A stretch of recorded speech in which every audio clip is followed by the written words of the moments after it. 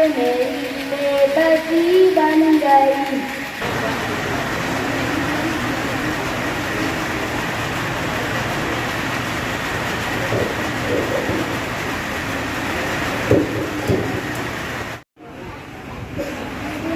کہ بیٹھے رہو کہ کتاب کا بھی مطالعہ خالد بھائی کے دماغ کے اندر بات آئی، انہوں نے اس کو دل پر لے لیا اور پھر اس وقت سے انہوں نے اب اس کتاب کے اندر سے اگلے 15 دن میں سوال و جواب کیا جائے گا۔ آپ کو اس کا مطالعہ کرنا ہے، آپ کو اس کا مطالعہ کرنا ہے۔ ماشاءاللہ اس سے کئی فائدے ہو رہے ہیں ہمارے بچے، اور اسی طریقے سے ہمارے بسم اللہ الرحمن الرحیم الحمدللہ رب العالمین والصلاة والسلام علی اشرف الانبیاء حبیبہ المختار۔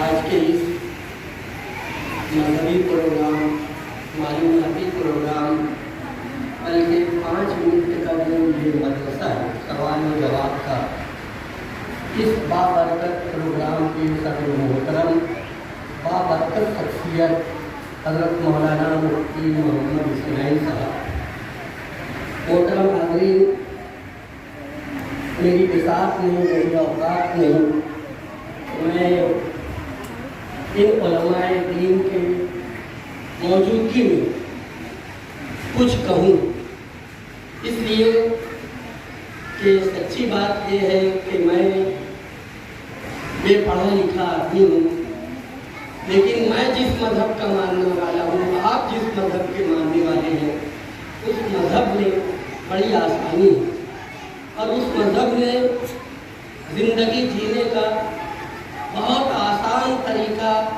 ہم لوگوں کو عنایت فرمایا ہے، اور وہ آسان طریقہ یہ ہے جو میں نے میرے تجربے سے حاصل کیا ہے کہ پڑھے لکھوں کے ساتھ ہو جاؤ، علماء کے ساتھ ہو جاؤ۔ آپ یقین مانیں، ابھی مولانا فرما رہے تھے، میں سن رہا تھا کہ بچہ پیدا ہوتا ہے تو مفتی صاحب نام رکھے، اذان مفتی صاحب دے، نماز جنازہ مفتی صاحب پڑھائے۔ اتنا نہیں ہے، مفتی صاحب کی صحبت سے گنگا آدمی بولنے لگتا ہے، جیسا کہ میں الحمدللہ مجھے اس بات پر فخر ہے، دعویٰ ہے کہ میت ہو، شادی ہو، مذہبی پروگرام ہو یا پنچایتی معاملہ ہو، اگر اس مجلس میں کوئی عالم نہیں ہے تو سب سے زیادہ بولنے والے کا نام عدالت رفیع ہے، سب سے زیادہ بولنے والے۔ اور آخری میں بولتا ہوں کہ میں تو بولتا نہیں تھا، لیکن جب سے مفتی صاحب کا ساتھ ہو گیا تو میں اتنا بول رہا کہ کوئی کو بولنا پڑتا ہے ذرا کم بول۔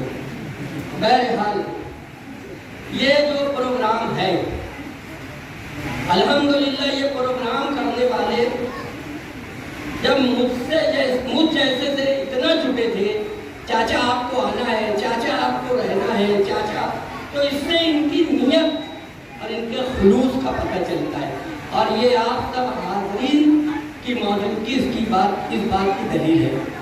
یہ پروگرام ایسا ہے کہ اس میں ہمارے بچے، ہماری قوم کے مستقبل جو الگ الگ نشے میں مبتلا ہے، ابھی حضرت فرما رہے تھے کہ موبائل اتنی آسانی پیدا کر دیا کہ کتاب میں بھی زیادہ محنت نہیں کرنا پڑا، لیکن یہی موبائل ہے کہ ہمارے بچوں کا کتا گولی، شراب، گانجا، افیم، چرس سے زیادہ خطرناک بیماری ہے۔ پوری رات میری قوم کے بچے، ہماری قوم کا مستقبل، مسلمانوں کا اثاثہ، پوری رات بیٹھ کر کونے میں ادھر ادھر بیٹھ کر موبائل پہ پتہ نہیں کیا دیکھتے رہتے، یعنی ان کی آنکھ بھی نہیں تھکتی، ان کا نیند کا پتہ نہیں ہے، پھر دن میں سوتے رہتے ہیں، کام دھندے میں ان کا دل نہیں لگتا۔ الحمدللہ اس طرح کے پروگرام ہونے سے میں یہ سمجھتا ہوں کہ یہ جو نشہ ہے موبائل کا، میں شوق پیدا ہوتا ہے۔ جمعہ کے دن میں ایک پروگرام میں تھا، ایک بہت بڑے ہندوستان کے بزرگوں کی والدہ کا نام مجھ کو نہیں معلوم تھا۔ اس پروگرام میں تھا تو وہاں سوال تھا کہ فلاں فلاں بزرگوں کی والدہ کا نام کیا تھا؟ تو الحمدللہ میں نے دیکھا کہ 8 سال کا، 9 سال کا، 10 سال کا بچہ ہوگا، اس نے کھڑا ہو کے فرمایا بی بی ختیجہ۔ تو میں نے ان پروگرام کرنے والے سے پوچھا کہ کیا وہ بزرگوں کی والدہ کا نام اس نے صحیح دیا؟ تو انہیں صحیح دیا۔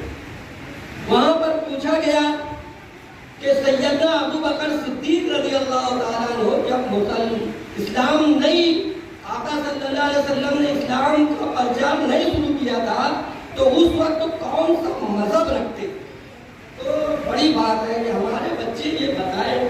وہاں سوال تھا مولانا کہ زمین کتنے دن میں بنا، آسمان کتنے دن میں بنا؟ میں تو بولتا ہوں یہ سوال لکھنے والوں کو مبارکباد دینا چاہیے، جواب دینے والے کو دیں گے، لیکن یہ سوال دیکھو تو اس میں ہمارے بچے عالم بنیں گے، اور اللہ چاہے گا تو انہی میں سے کوئی مفتی اسماعیل بنے گے، کوئی مولانا عمران بنے گا، کوئی امین القادری بنے گا، یہی بچے بنیں گے۔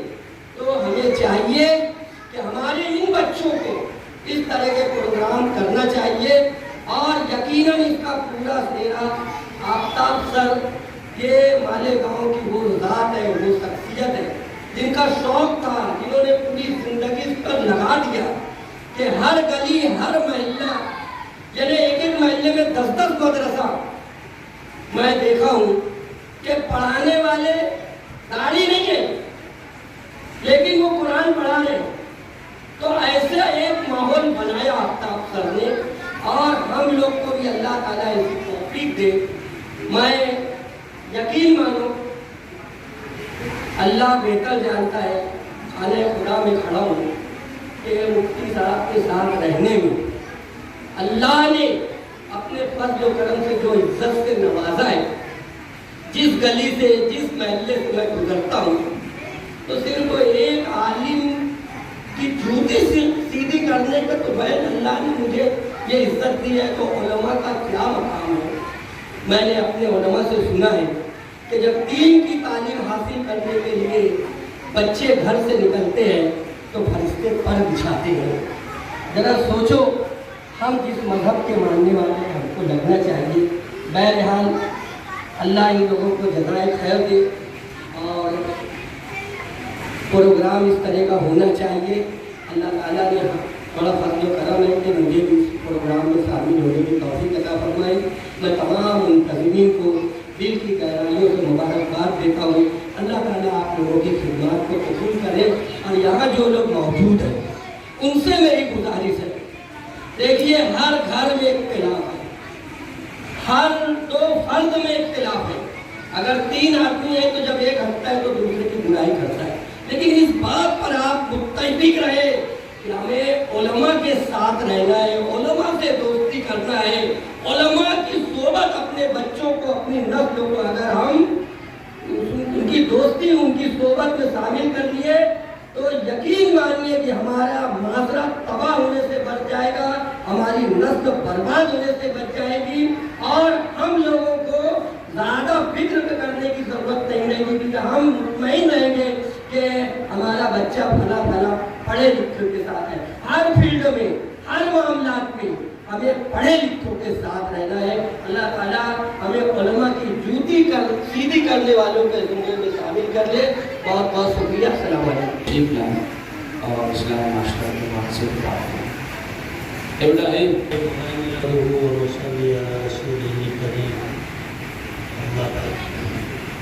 أعوذ بالله من الشيطان الرجيم بسم الله الرحمن الرحيم وآتوا ذا القربى حقه والمسكين وابن السبيل ذلك خير للذين يريدون وجه الله وأولئك هم المفلحون صدق الله العظيم۔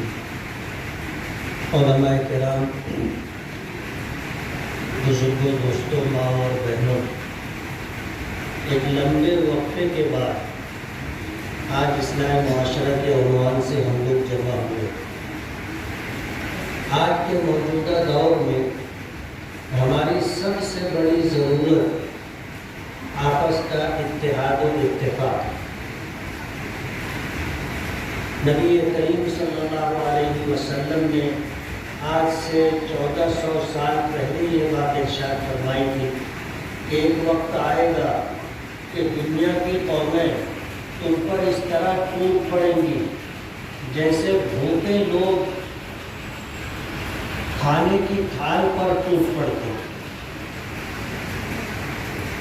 हमारा ये ईमान है कि ज़मीन व आसमान में बड़ी से बड़ी तब्दीली आ सकती है। हम जिन कामों को, जिन चीज़ों को नामुमकिन समझते हैं कि ऐसा हो ही नहीं सकता, अगर कोई ये बात कहे कि पहाड़ अपनी जगह से सरक गया है तो हम लोग मान लेंगे। लेकिन अगर कोई ये कहे कि अल्लाह और उसके रसूल सल्लल्लाहु अलैहि वसल्लम की बात में फ़र्क आया है तो हम उसको कभी भी नहीं मानेंगे। अल्लाह की बात के सामने, अल्लाह के रसूल सल्लल्लाहु अलैहि वसल्लम की बात के सामने हम अपने देखे हुए मनाजिर को, देखी हुई चीज़ों को झुठला देंगे कि मेरी आँख गलत देख सकती, लेकिन अल्लाह उसके रसूल की बात गलत नहीं हो सकती। ये हमारा ईमान है और यही हमारा अकीदा भी है। आप गलत देखती है, आपको किससे साबका पड़ा होगा, किसी रास्ते पर खड़े हो और दूर से कुछ आता हुआ दिखाई दे, हम अपनी आंखों से देखते हैं और ये फैसला होता है कि वो बकरी है। फिर थोड़ी देर के बाद हमारी आंख देखती है और हम लोग ये बोलते हैं कि नहीं बकरी नहीं है, वो गाय का बच्चा है। होता है ऐसा। पहले भी हमारी आंख ही ने देखा था, बाद में भी हमारी आंख ही ने देखा। देखने वाला एक आदमी और देखने वाले की आंखें जो पहले थी वही, लेकिन हमारी देखी हुई चीज गलत हो सकती है। अल्लाह उसके रसूल सल्लल्लाहु अलैहि वसल्लम की बात में फर्क नहीं आएगा। ये हमारा अकीदा है। इस तमहीदी गुफ्तगू के बाद मुझे जो बात अर्ज करनी है कि दुनिया 5 है, आलम 5 है।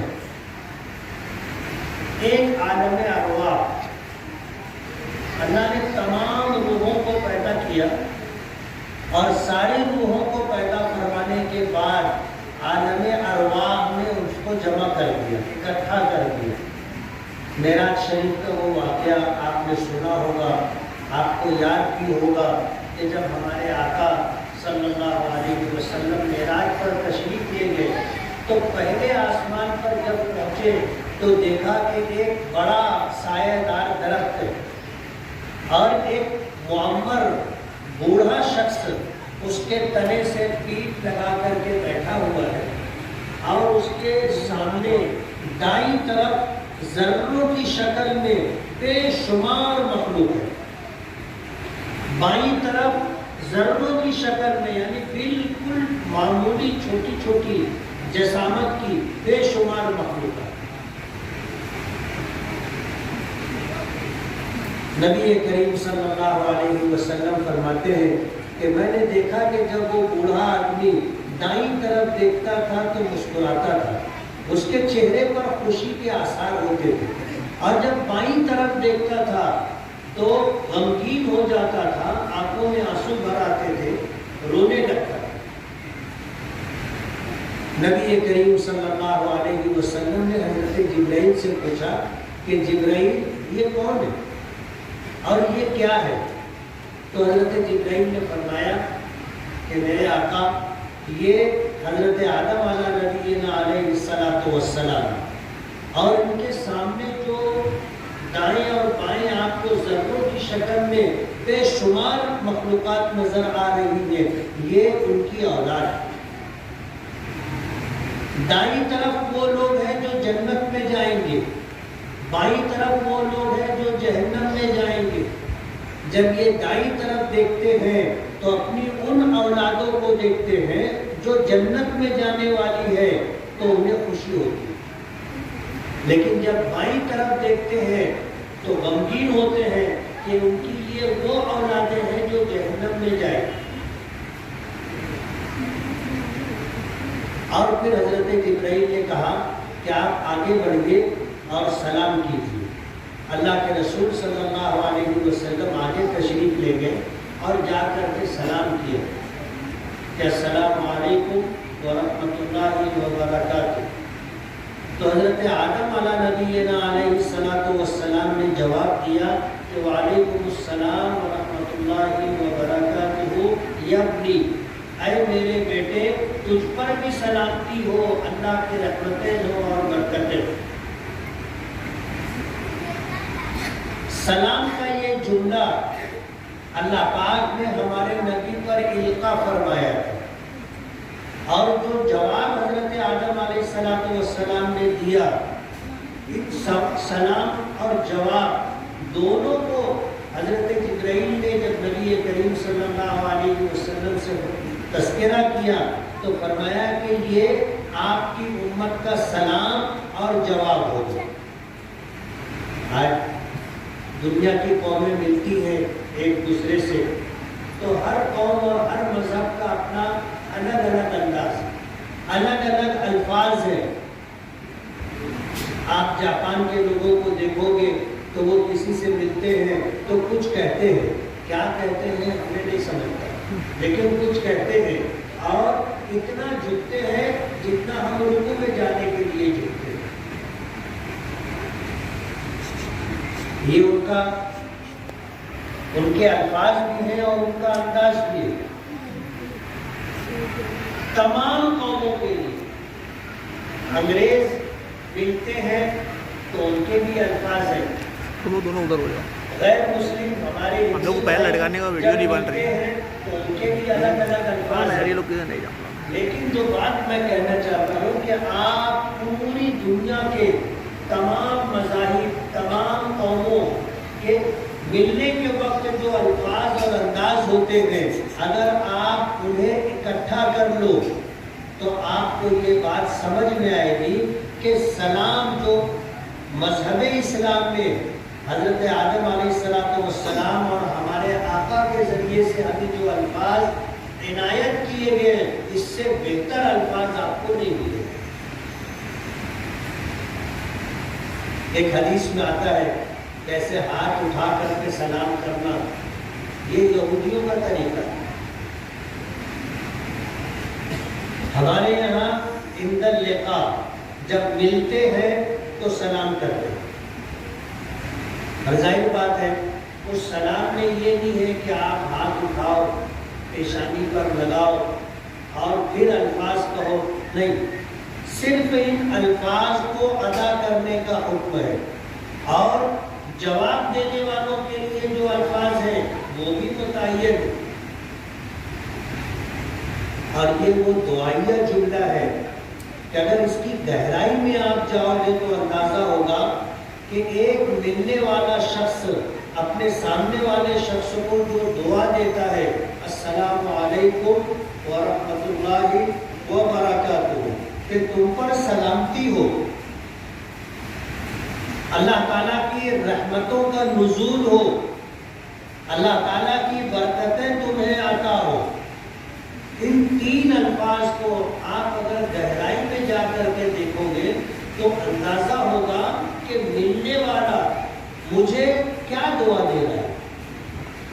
सलामती में जान, माल, दीन, ईमान, इज्जत व आबरू, आल, औलाद और दुनिया की जितनी नेमतें हैं सब शामिल हैं। वो आपको दुआ देता है कि आप सलामत रहो, आपके बच्चे सलामत रहे, आपके अहलो अयाल सलामत रहे, आपका खानदान सलामत रहे, आपकी जान, माल, दीन, ईमान, इज्जत व आबरू सब सलामत रहे। व रहमतुल्लाहि, अल्लाह ताला की रहमतों का नुज़ूल हो। हदीस पाक में आता है تو اس کے 100 حصے کیے. کتنے حصے کیے؟ رحمت کے 100 حصے کیے اور ایک حصہ رحمت کا اللہ نے اس دنیا میں اتارا, اسے لوگوں کے درمیان تقسیم کیا. ہمارے آقا جناب رسول اللہ صلی اللہ علیہ وسلم فرماتے کہ اسی ایک رحمت کا یہ اثر ہے کہ بھیڑیے جیسے خوخار درندے کی مادہ یعنی اس اپنے بچے کو جنگل میں پالتی ہے, پرورش کرتی ہے, یہ اسی رحمت کا حصہ ہے. ہم خود دیکھتے ہیں کسی کا انتقال ہو جائے, کوئی تکلیف میں ہو, کوئی پریشانی میں ہو, بہن بیٹی کی رخصتی ہو رہی ہو, اچھے لوگوں کی آنکھوں میں آنسو آ جاتے ہیں. کیوں آتے ہیں؟ یہ اسی جذبہ رحمت کا اثر ہے کہ ہم ایسے موقعوں پر دل نرم ہو جاتا ہے, پسیج جاتا ہے, آنکھوں میں آنسو آ جاتے ہیں. یہ جذبہ رحمت ہے. پوری دنیا میں تمام مخلوقات میں جو یہ جذبہ پایا جاتا ہے وہ اللہ تعالیٰ کی نازل کردہ ایک رحمت کا حصہ ہے, اثر ہے. اور 99 حصے رحمت کے اللہ نے اپنے پاس رکھے اور کل قیامت کے دن اللہ پاک ان رحمتوں کا استعمال فرمائے. حدیث پاک میں آتا ہے ایک بوڑھا شخص اللہ کی بارگاہ میں پیش ہوا جس کی داڑھی سفید ہو چکی ہے. اللہ تعالیٰ نے اس کے اعمال نامے کو دیکھا, فرشتوں نے اسے تولا اور اس کے حق میں فیصلہ ہوا کہ یہ گنہگار ہے, اس کی نیکیاں کم ہے, گناہ زیادہ ہے, اس کو جہنم میں لے جا. وہ بوڑھا شخص اللہ کے عرش کے سامنے کھڑا رہا. اللہ پاک نے فرمایا کہ کیا بات ہے, جب تیرے لیے ایک فیصلہ ہو گیا تو اب سامنے سے ہٹ جاؤ. تو اس شخص نے عرض کیا کہ اللہ, میں نے دنیا میں تیرے محبوب نبی سے سنا تھا کہ جو دنیا سے اس حال میں آئے کہ اس کے چہرے پر داڑھی ہو اور وہ سفید ہو چکی ہو تو اللہ کو حیا آتی ہے اس کو سزا اور عذاب دیتے ہیں. میں نے یہ بات تیرے محبوب نبی سے سنا. آج میں سفید داڑھی لے کر کے تیری بارگاہ میں پیش ہوں. اللہ پاک فرمائیں گے کہ تو بھی سچا ہے اور تو نے جو بات سنی تھی وہ بات بھی سچ ہے. میرے محبوب نے یہی فرمایا کہ جس شخص کی داڑھی اسلام میں رہتے ہوئے سفید ہو گئی اور پھر اس کا انتقال ہوا اور وہ میرے سامنے اس حال میں پیش ہو کہ اس کی سفید داڑھی ہو, تو میرے محبوب نے سچ فرمایا ہے کہ اس کو سزا دیتے ہوئے مجھ کو حیا, اللہ نے معاف کر دیا. یہ اسی رحمت کا حصہ ہے. واقعات میں آتا ہے اللہ کی بارگاہ میں پیشی ہوئی, اللہ نے حساب و کتاب کیا اور فیصلہ ہوا کہ اس کو جہنم میں ڈال دے. دوسرے شخص کی پیشی ہوئی, حساب و کتاب ہوا, اللہ پاک کی طرف سے فیصلہ ہوا کہ اس کو جہنم میں ڈال دے. ایک شخص تھا, اللہ کا فیصلہ سنتے ہی جہنم کی طرف سر پٹ دوڑا, اور دوسرا جو تھا وہ آہستہ آہستہ چلنے لگا, قدم دو قدم چلتا, مڑ کر کے عرش الہی کی طرف دیکھتا. فرشتوں کو حیرت ہوئی کہ دو لوگوں کی پیشی ہوئی اور دونوں کے حق میں ایک فیصلہ ہوا, جہنم میں ڈال دیا گیا. ایک ہے کہ وہ دوڑتا ہوا چلا جا رہا ہے اور دوسرا ہے تو چل ہی نہیں رہا ہے, دو چار قدم چلتا ہے, مڑ کر کے عرش الہی کی طرف دیکھتا ہے. ان کی حیرت کو دور کرنے کے لیے اللہ پاک دونوں کو واپس بلاتے. پہلے سے پوچھتے کہ جہنم بہت اچھی جگہ ہے کیا, کہ فیصلہ ہوا جہنم کا, اب تو سرپٹ جہنم کی طرف دوڑتے ہوئے جا رہا ہے. تو اس نے کہا کہ بارے الہ, جہنم اچھی جگہ نہیں, ہم نے تو تیرے محبوب سے سنا کہ جنت تیری رحمت ہے اور جہنم تیرا عذاب ہے. تو اللہ نے پوچھا کہ پھر تو دوڑتا ہوا کیوں جا رہا ہے؟ جب وہ میرا عذاب ہے تو دوڑتا ہوا کیوں جا رہا ہے؟ تو اس نے کہا کہ اللہ دنیا میں رہتے ہوئے تیری نافرمانی کی تھی، تیرے حکموں کو توڑا تھا، تیرے نبی کے ارشادات کو سنتوں کو پامال کیا تھا، تو آج یہ سزا ملی کہ جہنم میں ڈالا جا رہا ہوں۔ تو مجھے یہ خیال آیا کہ آج تیرا حکم ہے جہنم میں جانے کا، تو اس حکم کو مان کر کے اس کی تعمیل میں میں دوڑتا ہوا جا رہا ہوں کہ میں نے دنیا میں نافرمانی کی تو یہ سزا ملی، آج اگر نافرمانی کروں گا تو میں فرما برداری کر رہا ہوں۔ اللہ نے دوسرے سے پوچھا کہ تیرے لیے بھی تو یہی فیصلہ تھا؟ تو اس نے کہا کہ اے اللہ میں نے تیرے محبوب سے سنا کہ تو نے رحمت پیدا کی، 100 حصے کیے، ایک حصہ دنیا میں تمام انسانوں میں تمام مخلوقات میں تقسیم کیا، اور 99 حصے رحمت کے آپ نے اپنے پاس رکھے، اور آج اس کا ظہور ہوگا۔ تو میں بار بار عرش کی طرف اس لیے دیکھ رہا تھا کہ اب اللہ کی رحمت جوش میں آئے گی، اب اللہ کی رحمت جوش میں آئے گی، اس امید پر میں دیکھ رہا تھا۔ اللہ پاک نے فرمایا دونوں جنت میں جائیں۔ اس دوسری تبلیغ کے بعد جو ایک جملہ مجھے کہنا ہے وہ آپ کو یاد رکھیں گے۔ ایک ہے بندوں کا حق اور ایک ہے اللہ کا حق، سمجھ رہے ہو؟ ایک ہے بندوں کا حق اور ایک ہے اللہ کا حق۔ قرآنی آیات حضور پاک صلی اللہ علیہ وسلم کے ارشادات کو دیکھ کر کے ہمارے علماء اور فقہاء نے یہ فیصلہ کیا ہے کہ حقوق العباد حقوق اللہ سے مقدم ہے۔ یاد رہے، بندوں کا حق پہلے، اللہ کا حق بعد میں۔ بہت اعتماد اور یقین کے ساتھ یہ بات بولتا ہوں۔ کیوں؟ اللہ بے نیاز ہے، کسی شے کا محتاج نہیں۔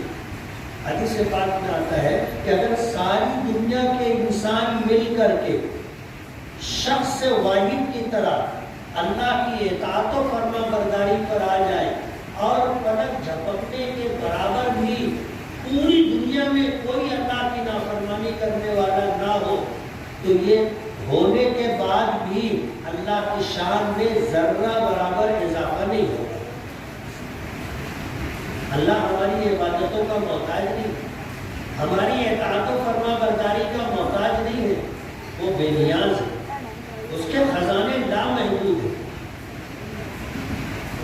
اور اگر ساری دنیا کے انسان فرد واحد کی طرح اکٹھے ہو کر کے اللہ کی نافرمانی پر تل جائے، پلک جھپکنے کے برابر بھی وہ فرما برداری نہ کرے، تو اللہ کی عظمت و شان میں ذرہ برابر کی کمی نہیں آئے گی۔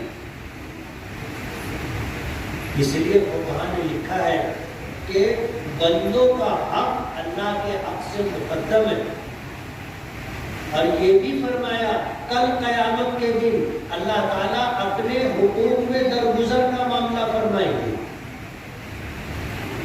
اپنے حقوق میں درگزر کا معاملہ فرمائیں گے، لیکن بندوں کے حق میں اللہ تعالیٰ اس وقت تک معافی کا فیصلہ نہیں فرمائیں گے جب تک صاحب حق معاف نہیں کرے گا، جب تک مظلوم معاف نہیں کرے گا اللہ تعالیٰ معاف نہیں کرے گا۔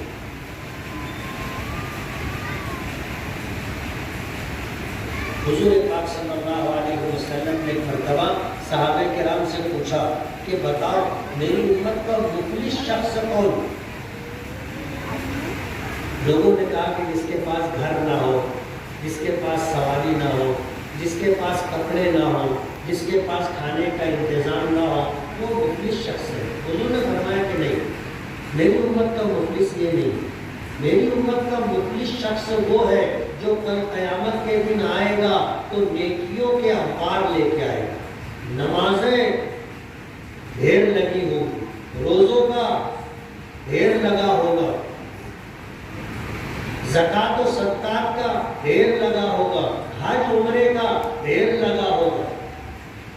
پہاڑوں کی طرح نیکیاں لے کر کے آئے گا، لیکن دنیا میں بندوں کا حق مارا تھا، بندوں کا حق ضائع کیا تھا۔ اللہ کی بارگاہ میں جب پیشی ہوگی تو اہل حقوق آئیں گے، اپنے حق کا مطالبہ کریں گے، تو ان کے حق کے بقدر اللہ تعالیٰ اس کی نیکیوں میں سے نیکیاں لے کر کے حق والے کو دے دیں گے۔ ایک وقت آئے گا یہ ساری نیکیاں ختم ہو جائیں گی اور حق والے ابھی حق لینے کے لیے کھڑے رہیں گے، اپنا حق مانگیں گے۔ اب جب دینے کے لیے نیکیاں نہیں بچے گی تو جو حق والا ہوگا اس کے نام اعمال کو دیکھا جائے گا، اس میں اس کے حق کے بقدر گناہ نکال کر کے یہ اس آدمی کے نام اعمال میں ڈال دیا جائے گا۔ حضور پاک صلی اللہ علیہ وسلم فرماتے ہیں کہ میری امت کا مخلص شخص یہ کہ آیا تھا تو نیکیوں کا انبار لے کے آیا تھا، لیکن جب حساب و کتاب کے لیے پیشی ہوئی تو حق مانگنے والے لوگ کھڑے ہو گئے۔ دنیا میں لوگوں کا حق مارا تھا، ضائع کیا تھا، وہاں تو انصاف ہوگا نا، وہاں انصاف ہوگا۔ یہ ہمارا ایمان ہے، یہ ہمارا عقیدہ ہے، انصاف ہوگا۔ پھر ہوگا یہ کہ شخص نے اپنی زندگی میں چوری نہیں کی تھی لیکن اس کے نام اعمال میں چوری کا گناہ آ گیا، شراب نہیں کی تھی لیکن اس کے نام اعمال میں شراب پینے کا گناہ آ گیا، زنا نہیں کیا تھا لیکن اس کے نام اعمال میں زنا کرنے کا گناہ آ گیا، جوا نہیں کھیلا تھا لیکن اس کے نام اعمال میں جوا کھیلنے کا گناہ آ گیا، قتل نہیں کیا تھا قتل کرنے کا گناہ آ گیا، ظلم نہیں کیا تھا ظلم کرنے کا گناہ اس کے نام اعمال میں آ گیا۔ حضور نے فرمایا کہ میری امت کا مخلص شخص یہ ہے۔ حدیث پاک میں آتا ہے کہ اللہ کی بارگاہ میں جب پیشی ہوگی تو 3 طرح کی عدالتیں ہوگی۔ پہلی عدالت نعمتوں کی ہوگی، اللہ نے جو ہم کو نعمت دی ہے، نعمت وَإِن تَعُدُّوا نِعْمَتَ اللَّهِ لَا تُحْصُوهَا، اگر تم اللہ تعالیٰ کی نعمتوں کو گننا چاہو، شمار کرنا چاہو تو شمار نہیں کر سکتے۔ اتنی نعمتیں اللہ پاک نے ہم کو دی، اتنی نعمتیں ہم شمار نہیں کر سکتے،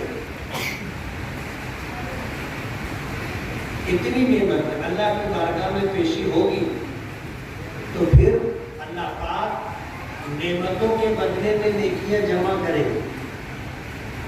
قرآن کریم میں آپ نے پڑھا ہے نا کہ لَتُسْأَلُنَّ يَوْمَئِذٍ عَنِ النَّعِيمِ، لَتُسْأَلُنَّ يَوْمَئِذٍ عَنِ النَّعِيمِ۔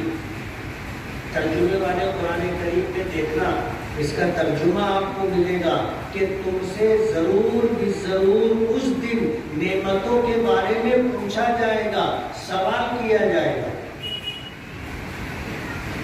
کہ تم کو میں نے ایمان کی دولت دی، اپنے محبوب نبی کا امتی بنایا، تم کو قرآن پاک دیا، احادیث مبارکہ عطا کی، مسلمان ایمان والے ماں باپ دیے، اللہ نے ایک بیوی دی، اچھے بچے دیے، تندرست جسم دیا،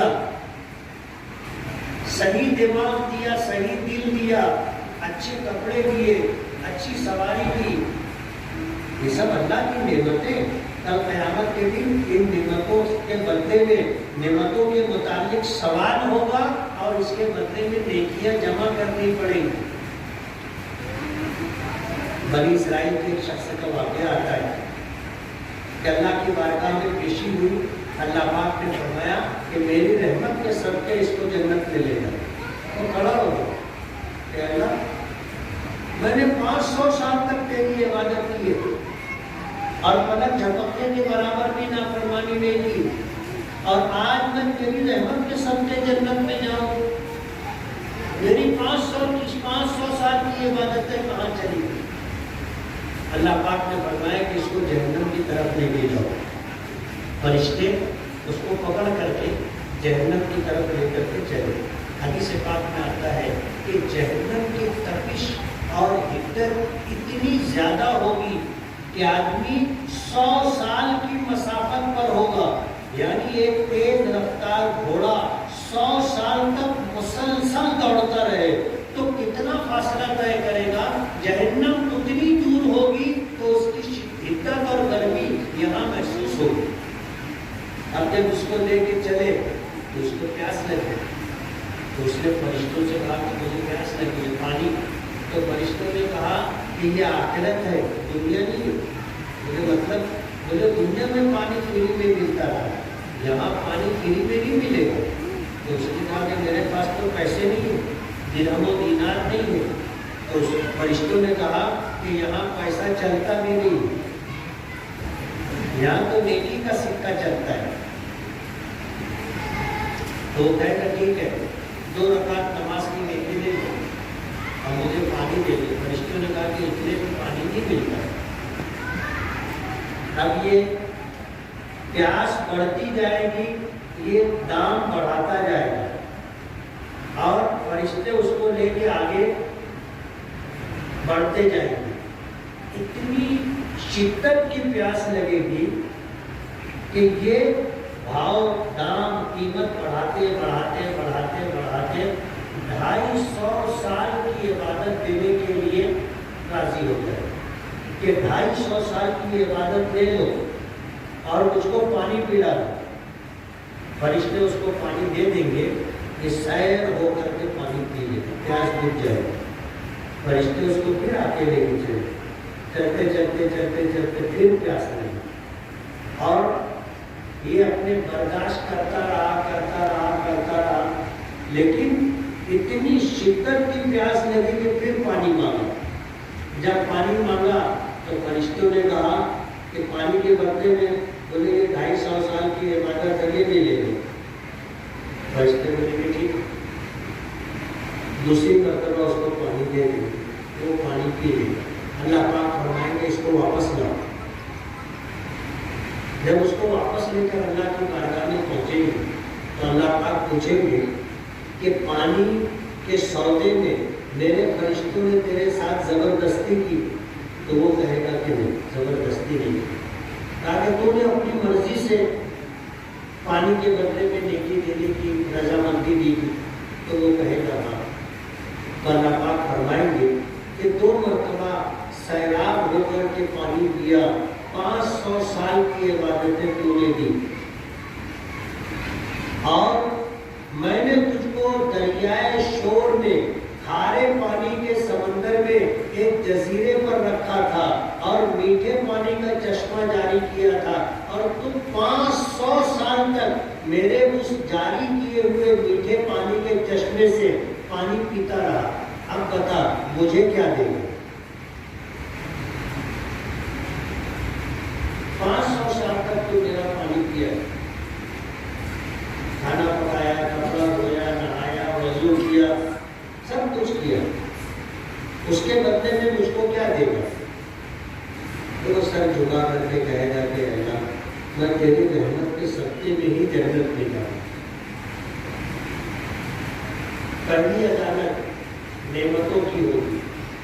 اللہ پاک فرماتے ہیں لَتُسْأَلُنَّ يَوْمَئِذٍ عَنِ النَّعِيمِ، اس دن جب قیامت کا دن ہوگا، عدالت میں پیشی ہوگی، تم سے ضرور بھی ضرور نعمتوں کا سوال کیا جائے گا، پوچھ ہوگی، اور اس کے بدلے میں نیکیاں دینی پڑیں گی۔ کتنے لوگ ہوں گے نعمتوں کے لیے اللہ کی بارگاہ میں پیش ہوں گے؟ نعمتیں زیادہ ہو جائیں گی، نیکیاں کم پڑ جائیں گی۔ پہلی عدالت میں نیکیاں ختم،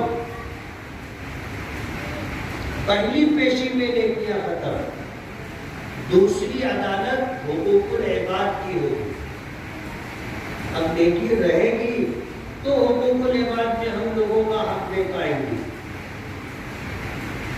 اور دنیا میں لوگوں کا حق مارا ہے، حق ضائع کیا ہے، کل قیامت کے دن دینا ہے، بغیر اس کے چھٹکارا نہیں ہے۔ تیسری عدالت حقوق اللہ کی ہو۔ ہمارے آقا جناب رسول اللہ صلی اللہ علیہ وسلم فرماتے ہیں کہ اللہ تعالیٰ اپنے حقوق کے معاملے میں درگزر سے کام لیں گے، درگزر سے کام لیں گے۔ لیکن حقوق العباد اس وقت تک معاف نہیں ہوگا جب تک بندہ معاف نہ کرے. اس لیے میں نے قرآن کریم کی آیت پڑھی فآت ذی القربى حقہ والمسکین وابن السبیل. اللہ تعالیٰ فرماتے ہیں اپنے رشتہ داروں کا قرابت داروں کا حق ادا کرو. فآت ذی القربى حقہ اپنے قرابت داروں کا حق ادا کرو. والمسکین سماج اور معاشرے میں جو مسکین ہے غریب ہے محتاج ہے ضرورت مند ہے اللہ نے تم کو مال دیا ہے ان کا بھی تم پر حق ہے ان کا بھی حق ادا کرو. وابن السبیل اور کوئی بھولا بھٹکا مسافر آ جائے اور سوال کرے کہ میں مسافر ہوں آج میں ضرورت مند ہوں میری مدد کرے. پھر بھی مسئلہ ہے کہ اگر کوئی لکھپتی کروڑ پتی ارب پتی بھی ہو اور سفر میں نکلے اور اس کے پاس پیسہ ختم ہو جائے تو اس کے لیے زکوٰۃ لینا جائز ہے. مسئلہ ہے مسافر آدمی ٹھیک ہے اپنے وطن میں اپنے گھر پر وہ لکھپتی کروڑ پتی سب کچھ ہے اس کے پاس لیکن آج سفر میں ہے اور کچھ ہو گیا اس کا بیگ چوری ہو گیا گم ہو گیا جیب کٹ گئی پیسہ ختم ہو گیا. آج وہ مسافر ہے وہ زکوٰۃ کا حقدار ہے. اللہ پاک فرماتے ہیں مسافروں کی بھی مدد کرو ان کا بھی حق ہے. قرآن کریم میں ہے للسائل حق سوال کرنے والے کا حق ہے. اور حضور نے فرمایا اگر کوئی سوال کرنے والا گھوڑے پر سوار ہو کر کے آئے اور تجھ سے مانگے تو تو اگر دے سکتا ہو تو دے.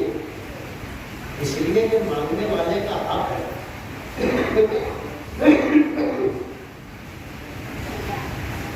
مانگنے والے کا حق ہے. اللہ پاک نے ارشاد فرمایا فآت ذی القربى حقہ والمسکین وابن السبیل. آگے فرمایا ذالک خیر للذین یریدون وجہ اللہ ذالک خیر للذین یریدون وجہ اللہ.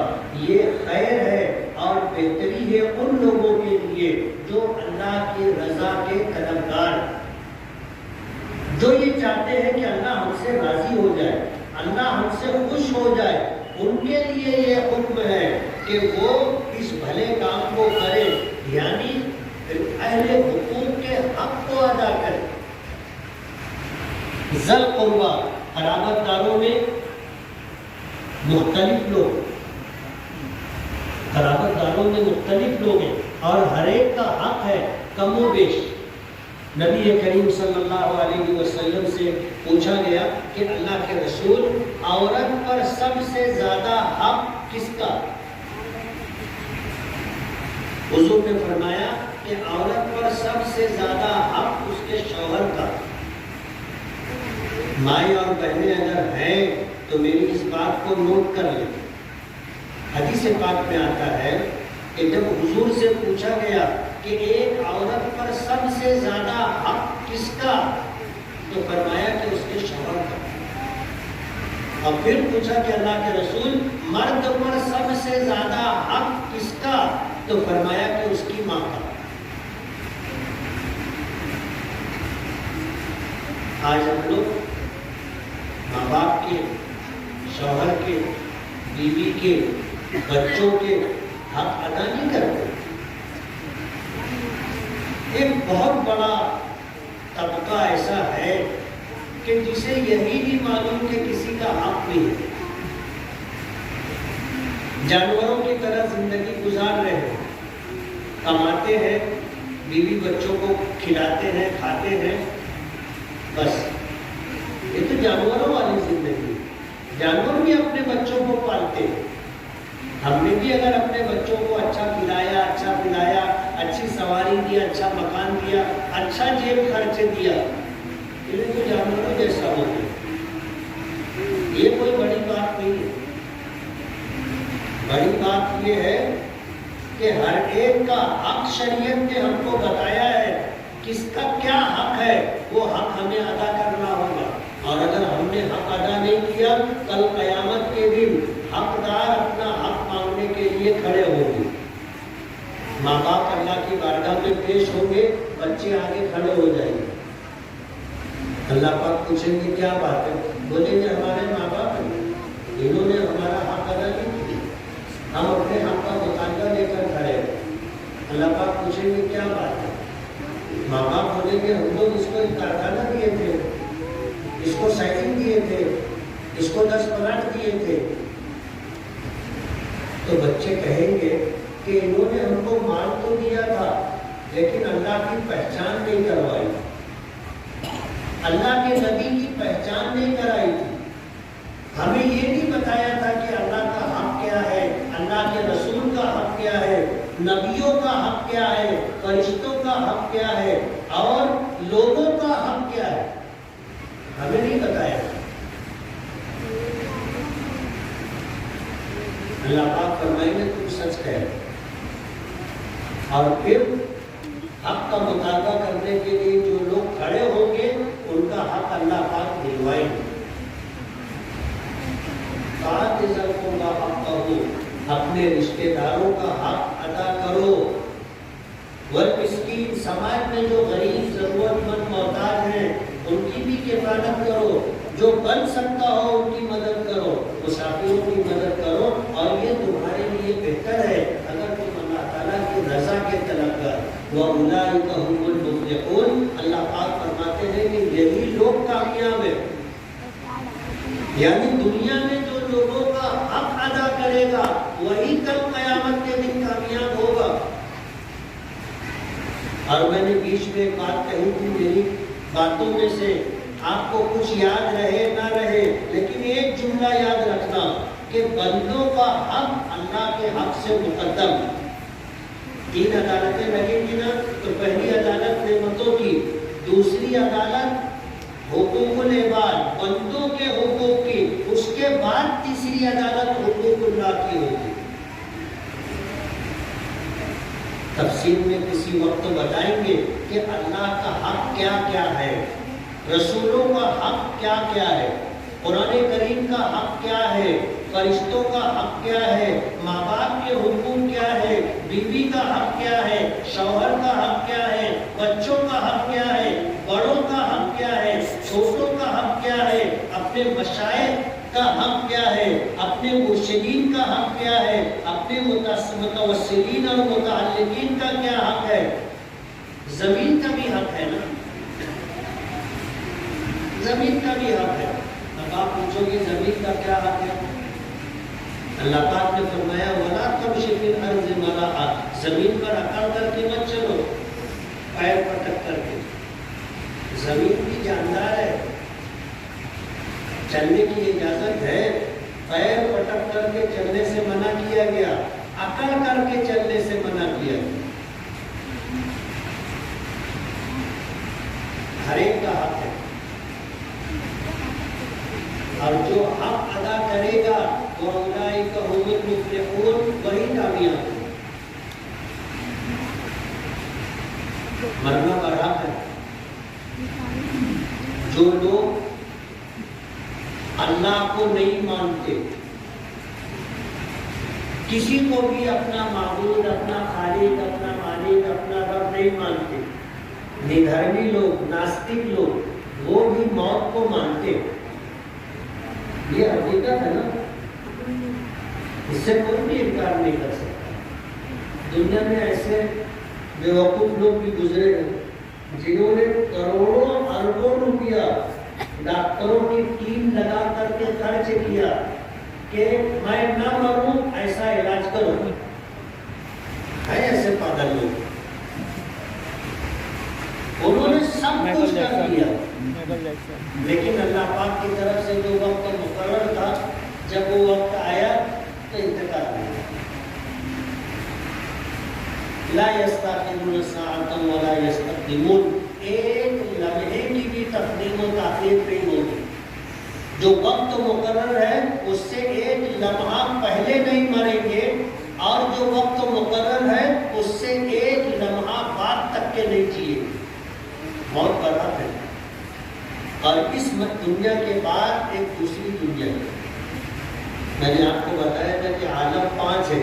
ایک عالم ارواح، حضرت آدم کے سامنے ساری روحیں تھی عالم ارواح. اس کے بعد دوسرا عالم ماں کا پیٹ. ایک عالم وہ بھی ہے جو وقت مقرر ہے اتنا وقت بچہ ماں کے پیٹ میں گزارتا ہے اور وہ سمجھتا ہے کہ بس دنیا اتنی بڑی ہے. کتنی بڑی ہے؟ جتنا بڑا ماں کا پیٹ ہے وہ سمجھتا ہے دنیا اتنی بڑی. اس کے بعد اس دنیا میں آتا ہے اور اس دنیا کو دیکھ کر کے وہ سمجھتا ہے کہ بس دنیا اتنی بڑی. جبکہ آج کی سائنس سے یہ بتاتی ہے کہ ہماری یہ دنیا اور یہ زمین سورج کے مقابلے میں کئی لاکھ گنا چھوٹی ہے. یعنی ایسی کئی لاکھ دنیا جمع ہو جائے تو وہ سورج کی برابری نہیں کر سکتی.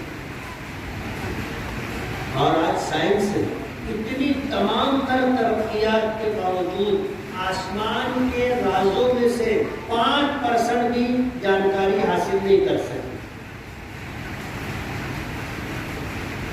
کیا ہے ہم کو نہیں معلوم. یہ دنیا اللہ نے جو بنائی ہے عجیب و غریب دنیا، لامتناہی.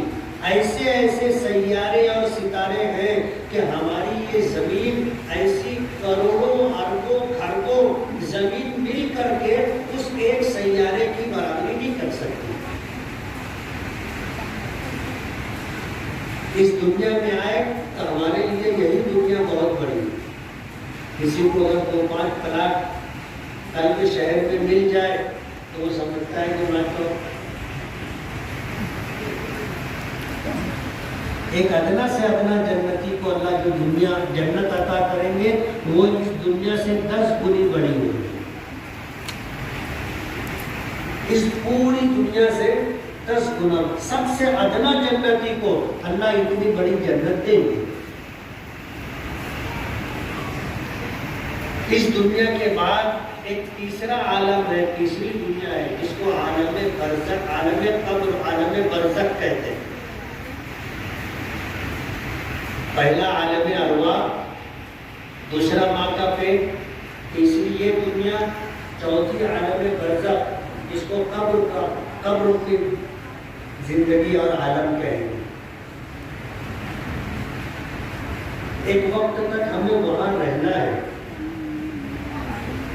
اس کے بعد یہ عالم آخر ہے. یہ 5 عالم ہیں اور 5 سے گزر کر کے ہم کو آنا. یہ دنیا جس میں ہم آئے ہیں یہ ہمیشہ رہنے کی جگہ نہیں. جو خدا کو نہیں مانتا وہ بھی مانتا ہے کہ یہاں آدمی ہمیشہ نہیں رہ گئے. وقت آئے گا لوگ پکارا کریں گے فلاں شخص گزر گیا. بولتے نا گزر گئے. عالم ارواح سے آئے ماں کے پیٹ میں، وہاں سے گزر کر اس دنیا میں آئے اور یہاں سے گزر کر کے قبر میں گئے، وہاں سے گزر کر کے آخرت میں جانا ہے. اور آخرت کی زندگی ہمیشہ ہمیشہ کی زندگی، ہمیشہ ہمیشہ کی زندگی. خوش نصیب ہے وہ شخص جو اس دنیا میں آ کر اللہ کو راضی کر کے اللہ کے احکامات کو پورا کر کے ایسی زندگی گزار کر کے جائے کہ جب جائے تو اللہ اس سے راضی اور خوش ہو، کامیاب ہو گیا وہ. قرآن کریم میں ہے کل نفس ذائقۃ الموت، ہر نفس اور جان کو موت کا مزہ چکھنا ہے. وَإِنَّمَا تُوَفَّوْنَ أُجُورَكُمْ يَوْمَ الْقِيَامَةِ، اور کل قیامت کے دن اللہ تعالیٰ تمہارے اعمال کی تمہیں جزا دے گا. فَمَنْ زُحْزِحَ عَنِ النَّارِ، جو شخص جہنم سے دور کر دیا گیا، وَأُدْخِلَ الْجَنَّةَ، اور جنت میں داخل کر دیا گیا، فقط فاز، وہ شخص کامیاب ہو گیا. جنت عطا کر دی. اور ایک مرتبہ آدمی جنت میں گیا پھر کبھی جنت سے نکالا نہیں جائے گا. کبھی کسی مولانا کی تقریر میں آپ لوگ سنے کہ آدمی ایسا کر کے ویسا کر کے جب جائے گا تو 1 سال کے لیے جنت میں رہے گا. کبھی سنے 5 سال کے لیے جنت میں رہے گا، 100 سال کے لیے جنت میں رہے گا. अभी सुनिए, जो एक मर्तबा जन्नत में दाखिल कर दिया गया वो हमेशा हमेशा जन्नत में रहेगा। जहन्नम के बारे में सुना होगा कि जहन्नम में जहन्नमी जाएगा, फिर अपने गुनाहों के बकदर सजा भुगत लेगा, अल्लाह फिर उसको जब निकालेंगे और जन्नत में पहुंचा देंगे। लेकिन जो जन्नत में चला गया वो कभी जन्नत से निकाला नहीं जाएगा।